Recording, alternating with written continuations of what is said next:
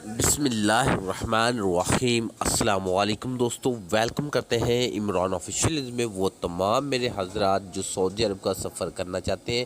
سعودی عرب نے مزید پابندیاں بڑھا دی ہیں، مزید ایک اور بڑے ممالک پر پابندی عائد کر دی ہے۔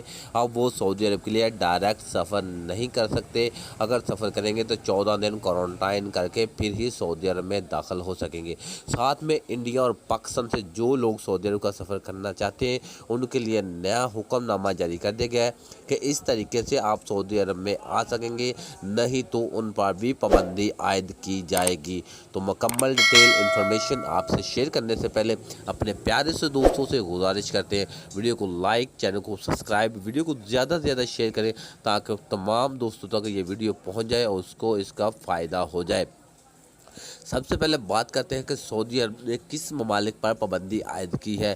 سعودی عرب نے مزید نائجیریا جو ساؤتھ افریقہ کی علاقہ ہے، نائجیریا ممالک ہے، اس پر پابندی عائد کر دی ہے۔ اب وہ سعودی عرب کے لیے ڈائریکٹ سفر نہیں کر سکتے، اور انڈیا پاکستان کو وارننگ جاری کی ہے، جیسا کہ انڈیا اور پاکستان میں بھی دو کیسز کے تقریباً 2 سے بھی زیادہ انڈیا میں جو کیس اومیکرون وائرس کے جو شو ہو چکے ہیں، اور میڈیا پہ اس کی بات بھی چل رہی ہے۔